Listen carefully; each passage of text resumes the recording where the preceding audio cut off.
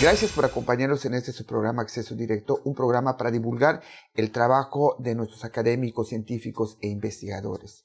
Es increíble todo lo que tiene la ciénaga o ciénaga, ese ecosistema que alberga aves y de verdad la función que tiene en la vida diaria y a veces desconocemos. Y para esto vamos a hablar con el experto, con el doctor Juan Bautista Chables Santos, profesor investigador del Departamento de Zoología de la Facultad de Medicina Veterinaria y Zootecnia y responsable de las colecciones zoológicas.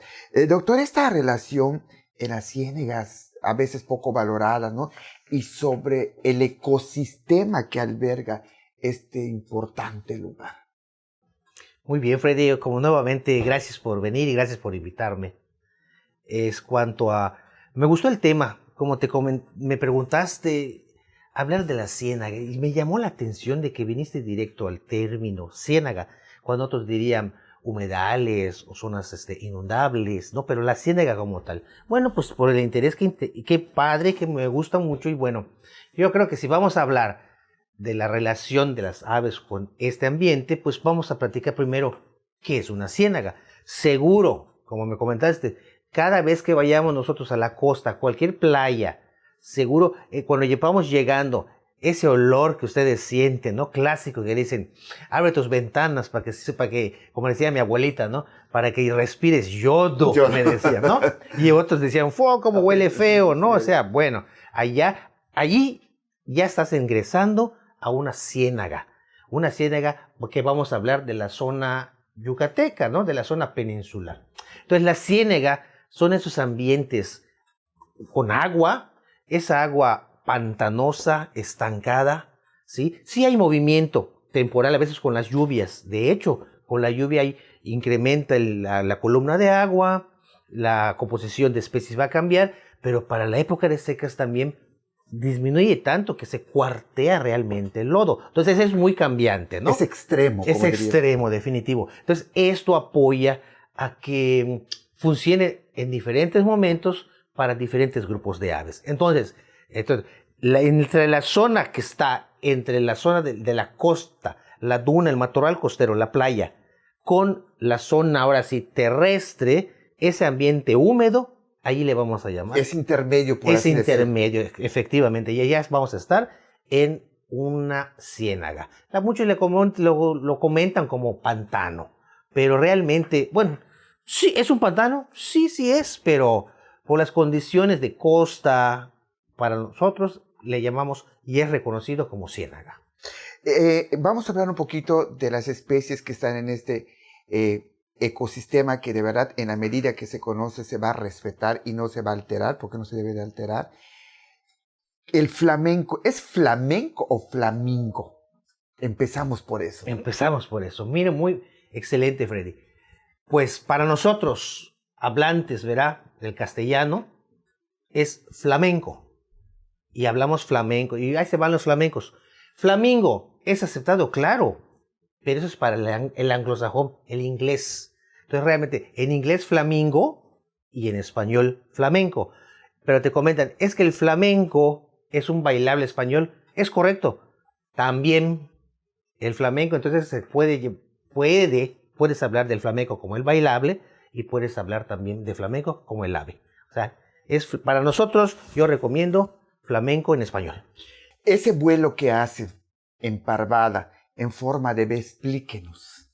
Es una estrategia. Espectacular. Es una estrategia básicamente de aves o migratorias o de vuelos largos. Entonces lo que intentan con ello, primero la formación en V, así se llama, en V. Entonces ahí va, lo que hacen es tratar de disminuir, ¿sí?, la contra del viento, o sea, romper la barrera de viento con un individuo hacia la punta. Entonces va cortando el aire, o sea, la columna de aire, y lo va como que enviando hacia los lados, y esa es la forma que agarran las aves en V, como una flecha que vaya cortando.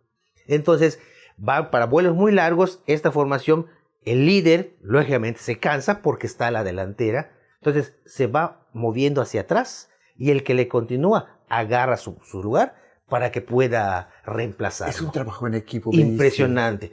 A veces aquí en la costa, porque hablamos de la costa y de la ciénaga de Yucatán, casi no vemos esa formación en B, porque esa formación, te decía, es para vuelos muy largos. Pero se da también otra, que es la formación en línea. Claro. Cuando ves al flamenco, cómo está cruzando muy bajito por el nivel de la playa, entonces en línea, el mismo procedimiento para evitar contrarrestar un poco los vientos que vienen del mar.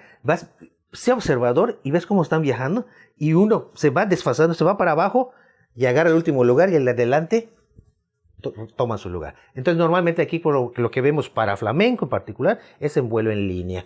El vuelo en B pues es como más para los patos.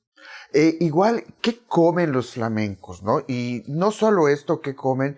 Porque el color rosa de su plumaje, y también algo que leyendo algunos trabajos de usted nos decía que está muy involucrada con el ciclo del fósforo. ¿Qué es esto? Yo no lo sé. Bueno, vamos a empezar. Sí, no sé si come o qué come. Bueno, creo que lo voy a relacionar. El flamenco es un organismo filtrador. Se alimenta básicamente de microorganismos, tanto vegetales como animales, ¿no? En la zona se produce o hay cierta cantidad de unos microorganismos, unos crustáceos, ¿sí? Que es la Artemia salina. Por eso es la zona de las salineras, que se ve muy rojo. Entonces, parte de ello ofrece la pigmentación de sus plumajes, por eso el plumaje rosa. Pero bueno, al alimentarse filtrando, ¿sí? Entonces, por eso ellos tienen sus cuellos muy largos y en una zona de pantano, en una ciénaga, entonces observa cómo sumergen el cuello, o sea, la cabeza la sumergen, van filtrando, entra el agua por la parte delantera del pico y por unas lamelitas que tiene acá atrás, va filtrando y va ahí aguantando hasta juntar y tragar los microorganismos. Pero para hacer esto, ellos van con las patas, van moviendo el lodo, el sedimento, ¿sí? Para levantar esos microorganismos. Aquí viene una función, porque por eso me gustó eso, lo escuché, no recuerdo de qué colega, donde me dijeron que los flamencos son los arquitectos de las zonas de los manglares, porque ellos mueven, y puedes tú observar, cuando se va una parvada de su zona de alimentación, ves como volcancitos o pequeñas ondulaciones, porque donde cada uno estuvo moviendo el sedimento. Esto levanta el mismo sedimento, y ahí es donde sale, por ejemplo, el fósforo, inclusive también contaminantes, como el plomo, que lo podríamos tocar ahorita un poquito. Pero bueno, ese ciclo natural del fósforo, cuando cae el fósforo se atrapa, se queda hasta el fondo, y ahí se va a mantener, salvo por eventos extraordinarios, o bueno, no tan comunes como marejadas, huracanes. Entonces eso mueve tanto el sedimento que lo vuelve otra vez disponible. En este caso, que está capturado, ahí se mantiene. Entonces, lo que hace el flamenco con ello, ayuda a que este ciclo del fósforo se siga dando. ¿Y cuál es la importancia del ciclo del fósforo? Para eso está el flamenco, que contribuye mucho. Bueno, es como el ciclo del fósforo, el ciclo del nitrógeno también. El nitrógeno son elementos básicos para que el funcionamiento del sistema pueda estar sano. Es básico, eso es un ciclo, son los ciclos clásicos biológicos, o químicos, perdón, ciclos químicos. Nos vamos a un corte comercial y regresamos.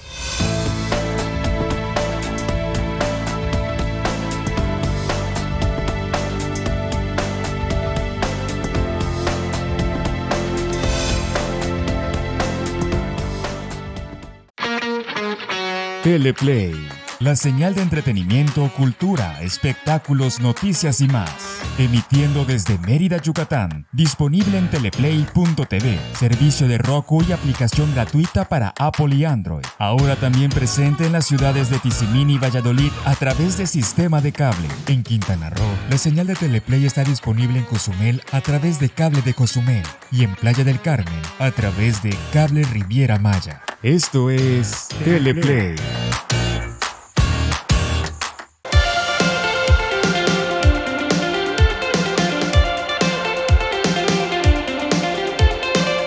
Los mejores consejos de finanzas personales y empresariales, entrevistas con expertos y emprendedores, análisis análisis de la economía. Descubre todo esto y más con Ángel Ancona en Financieramente, todos los miércoles a las 7 p.m. a través de teleplay.tv, Teleplay en Facebook y YouTube, y descarga nuestra app para Apple y Android.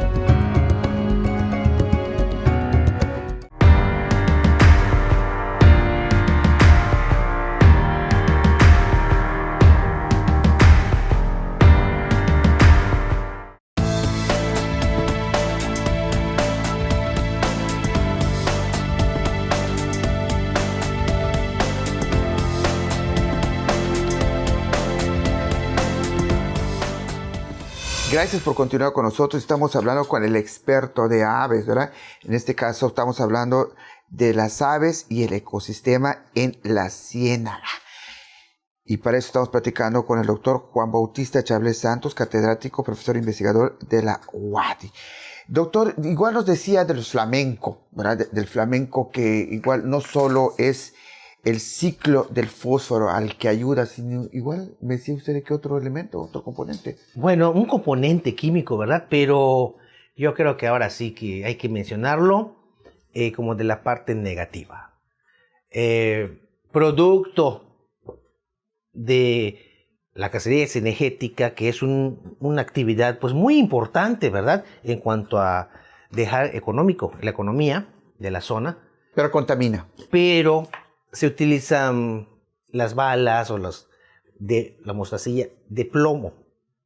Se ha sugerido y unos cuantos lo logran con varias razones del por qué no terminan y no utilizan el acero, que es menos contaminante. Entonces, esa cantidad de plomo que se utiliza durante temporada cinegética cae, o sea, los perdigones que se van sin pegar al ave, y caen en el pantano o en la ciénaga, en la zona lodosa, y se oculta, y ahí se va a mantener, pero entonces empieza a soltar, a liberar, pero el flamenco, al alimentarse, es probable que va filtrando e ingiera esas postas con plomo. Y ahí, bueno, esa es como que la otra. Contaminación por plomo es Y los afecta. Por supuesto, no solo de manera directa, sino al ambiente en general. A los peces que ahí están. Peces, y se sigue toda la cadenita con todo el grupo de aves que se alimentan básicamente en la zona de ciénagas. E igual, hablando de otro, ¿verdad? Usted nos decía de los patos migratorios. Ah, wow, sí. ¿Nos podía hablar de los patos migratorios? El cerceta, alas azules. Claro que sí. Bueno, vamos a hablar de la cerceta alas azules. El nombre, cuando vayamos por la zona de acá, pregunta si te van a decir el chichito. Ah, chichito. Okay. Chichito, o sea, es el nombre muy local, ¿verdad? Muy regional, muy local. Cerceta de alas azules es en el español, o sea, en otros sitios. Pero aquí nos llegan en la zona de manglares, en la zona de las ciénagas, un buen número, aproximadamente 12 especies de aves acuáticas, pero acuáticas de importancia, ¿verdad? Como los anátidos o patos, que son 11, y una que le llamamos la polla de agua, ¿sí? La gallinola, que también tiene cierto interés por sus números en cuanto a aprovechamiento cinegético, ¿no? Importancia de los patos, igualmente. El pato... ¿Nos puede aclarar un poquito qué es eso cinegético? Ah, por supuesto. Es la cacería regulada, okay. ¿Sí? O sea, como que no es la cacería informal, ni no es el aprovechamiento tradicional por caza, ¿verdad? Sino que ya hay una cuota que pagar, una cuota de mantenimiento, para mantener y conservar el hábitat, para que los patos puedan continuar llegando al sitio. Este chichito o pato migratorio, ¿en qué época se está acá? Bueno, la mayoría, o sea, todos este grupo de patos, 11 patos, hay varios, pero vamos a centrarnos en el chichito, la cerceta de alas azules, llegan acá aproximadamente en octubre, ¿sí? Es que es la temporada de invierno en la zona norte, ellos, ¿verdad? Desde la parte, son de amplia distribución, pero reproducen hacia el norte de México. Entonces, cuando ya viene la temporada de frío en el norte, las poblaciones empiezan a migrar. Parte de ellas... ¿Cuántos kilómetros? Parte de ellos, pues vamos a hablar que nos llegan hasta la parte de Colombia. Imagínate los kilómetros, en corto, pues podrían ser como unos 6,000 kilómetros de ida y 6,000 de regreso. Y eso que me estoy quedando corto. Pero ese viaje no lo hacen en un momento, ¿no? Sino que van haciendo paraditas a lo largo de todo el camino. Van haciendo paradas. De ahí la importancia de las ciénagas de Yucatán. Porque cuando van llegando acá, se establecen. Entonces, si las condiciones de alimento o de la columna de agua lo permite, se mantienen y se pueden quedar mucho tiempo acá, semanas inclusive, para continuar con su viaje. Con la relación con el ecosistema, ¿qué relación tienen con la ciénaga estos chichito o patos migratorios? Bueno, empezamos por ejemplo, ¿de qué se alimentan? Básicamente son filtradores también, como buen patito. Se alimentan también muchos de microorganismos, como el flamenco, son filtradores, pero también comen bastante vegetal. Pastos marinos, ¿sí? Semillas. Algas, sí, claro, semillas también. Va dentro de las plantas acuáticas. Mucha planta acuática también come. Y la función, como la mayoría de estas aves acuáticas, es que con las heces, ¿verdad? Sí, igual nuevamente depositan tanto lo que viene siendo cristales de nitrato para el ciclo del amonio, también para el ciclo del fósforo, ¿sí? Por eso las heces de las aves son muy preciadas sobre todo para fertilizantes. ¿Su plumaje cómo es? El plumaje característico, lo que le caracteriza a este patito chichito es que son unos espejos verdes azulosos que va a presentar en la zona de los trombos de las alas. Esa es la característica. Su sonido.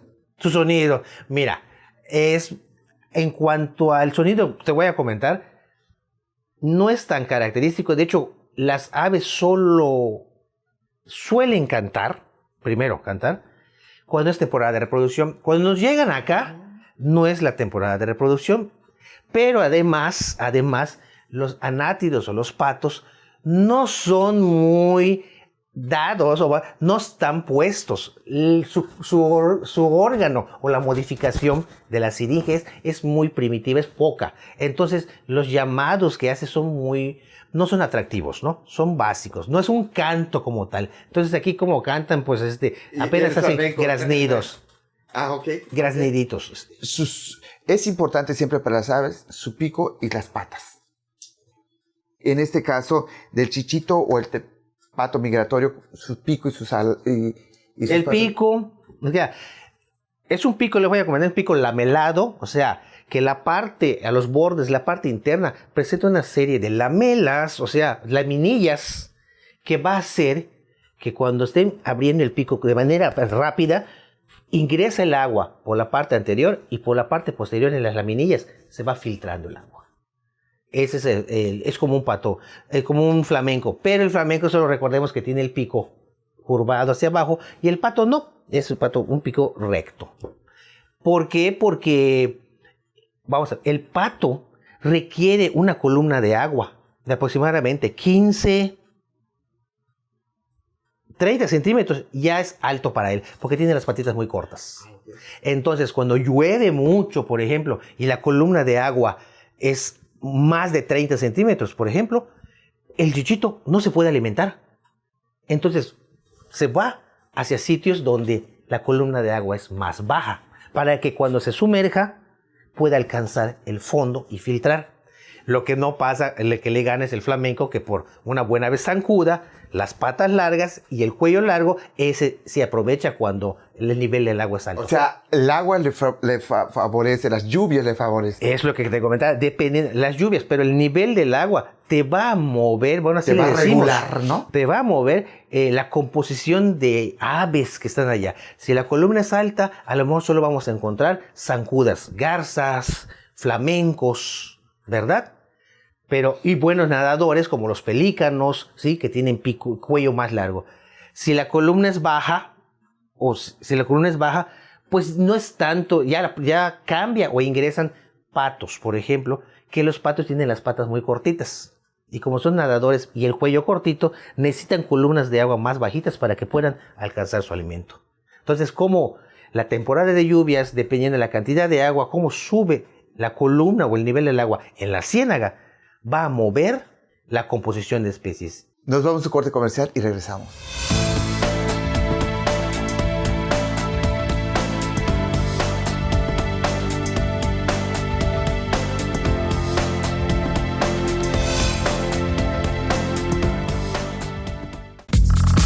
No te puedes perder cada semana lo mejor de las redes sociales.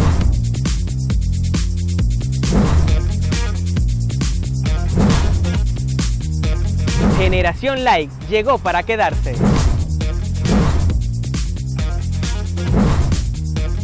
Y si tienes un talento y te quieres hacer viral, escríbenos en nuestras redes sociales. Generación Like.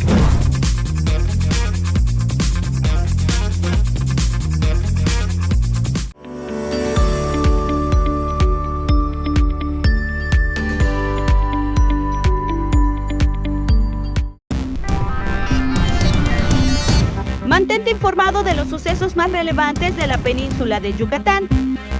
De lunes a viernes en punto de las 2:30 de la tarde y repetición a las 6 de la tarde a través de nuestra app y redes sociales. Solo por Teleplay.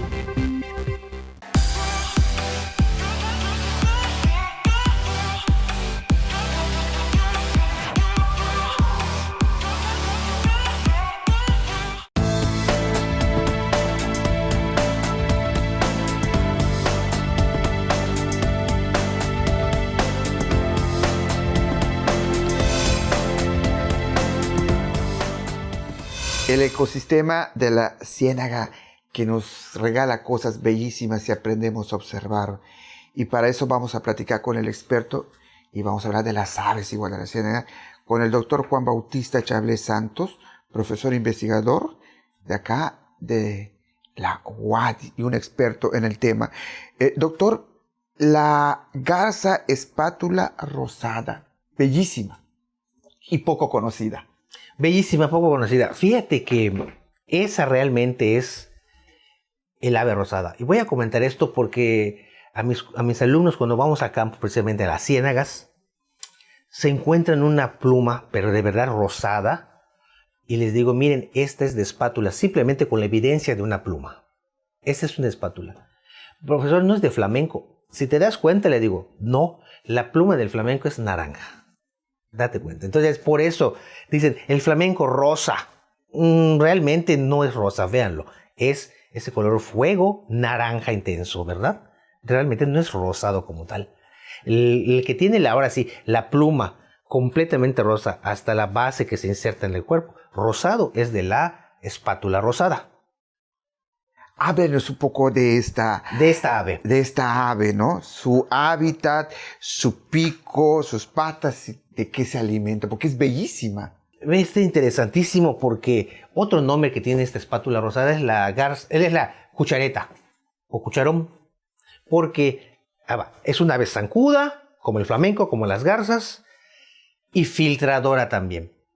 Pero aquí, ¿cómo se da a nivel de ecológico, verdad?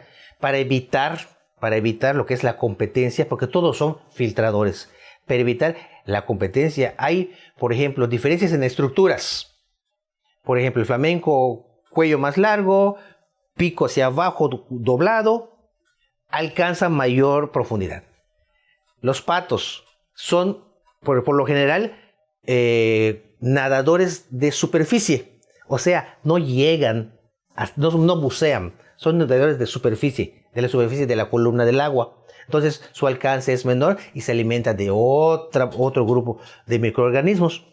Y en el caso de la espátula, que también es filtradora, dense cuenta al día que sean observadores cuando vayan a ver la espátula, por eso le dicen cucharón también, o cuchareta, el pico, ¿sí? Y termina se proyecta, se prolonga a una pala, exactamente, pero el comportamiento de alimentación es que van caminando y esta pala la están moviendo de lado a lado. Fíjate, le proporciona, o sea, busca su alimento de manera diferente al flamenco, que simplemente introduce y lo que mueve son las mandíbulas. Y el pato en otro momento, pero igual a otros ambientes más bajitos. Entonces, y hay otros que también entran en competencia, como las garzas también, que esos son con su pico largo, puntiagudo, eso sí, como a manera de lanza, pero hay quienes Esta garza espátula juegan o sea, hacen una serie de tiene ejercicios para poder capturar su ¿Tiene presa. algo en particular esta garza espátula? El color. El color es lo mismo como el De flamenco. sus patas. Ellos no mueven, por eso el flamenco, como solo introduce, por ejemplo, el pico y mueve la mandíbula, por eso utiliza las patitas para mover el sedimento. La espátula, como les comentaba, introduce el pico que termina como una pala, una cuchara, y lo que hace, lo mueve con el pico. Va moviendo el sedimento con el pico, y por eso la pala, porque si fuera, imagínate, una varita, lo que mueves es mínimo, y si tienes un espacio, una superficie más ancha, es una pala, lo mueve más fácil.